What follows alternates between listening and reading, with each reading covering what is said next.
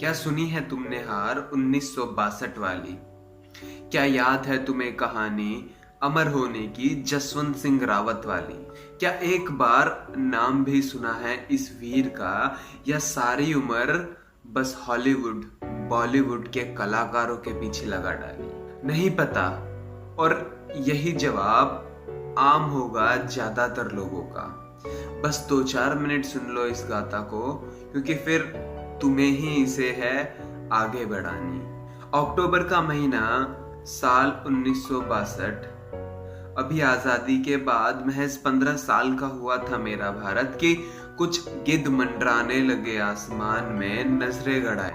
पर हर हिस्से पर हाजिर था एक सैनिक, फिर चाहे देनी ही क्यों ना शहादत पड़ जाए। भारतीय सीमा युद्ध नौरानंका और राज्य अरुणाचल प्रदेश वाला।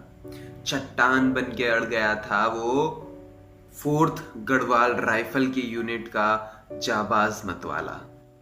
एक बार, 2 बार, 3 बार तक पूरी यूनिट वहीं डटी रही। चौथे हमले से पहले खराब मौसम, जख्मी हालत, असला, रसद की कमी, और फिर कर्नल को ये सलाह ऊपर से सुनने मिली कि पीछे हट जाओ वहां से, कुछ ही दूरी पर 11th रेजिमेंट का साथ मिलेगा। अभी तो छोड़ दो उस जगह को, फिर इनके साथ मिलकर हर जख्म का हिसाब किताब ले लेना। फिर यूनिट ने फैसला पीछे हटने का किया।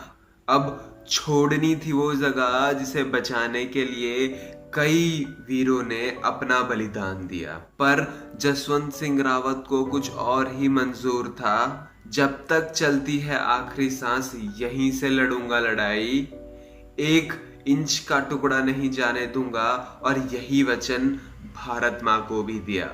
उन हसीन वादियों में किस्सा नूरा और जसवंत की मोहब्बत का भी था। सेना अब लौट चुकी थी पीछे, फिर वहां से नूरा का साथ जसवंत को मिला। मंजर कुछ ऐसा था कि दोनों अपनी पहली मोहब्बत के लिए आतुर थे मर मिटने को। जसवंत ने चुना भारत माँ की रक्षा, और नूरा ने उनके साथ वही मौत से लिपटने को। फिर नूरा और जसवंत ने सारी बंदूकें कुछ ऐसे सजा दी कि भ्रम में पड़ी रही चीनी सेना। आखिर भारत ने इस पोस्ट पर कितनी सेना लगा दी। फिर शुरू हुआ इंतजार अमर हो जाने तक का। ऐसे ही नहीं हुआ श्रृंगार उस धरती का, रक्त की एक एक बूंद से सिलसिला शुरू हुआ भारत माँ को सजाने का। थर थर कांप रही थी चीनी सेना जब लेना था जसवंत के शौर्य से लोहा। एक भी गोली जाया नहीं हुई, ना बर्बाद हुआ एक भी बम का गोला। हर एक सांस कीमती थी मिट्टी के कण कण की तरह। रणचंडी जैसे करती है तांडव, कुछ वैसा ही हुआ जब तक आखिरी बार वंदे मातरम ना बोला।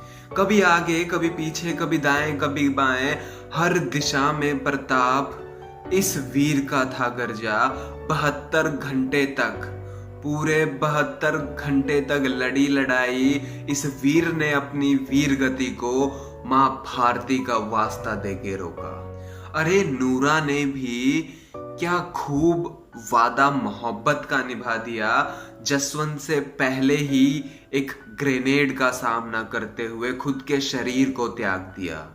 चीनियों की गोलीबारी से जहां पहाड़ के पहाड़ टूट रहे थे, वहीं हमारे ये एक वीर जो रेत की चट्टान लेकर उनसे 2-2 हाथ कर रहे थे।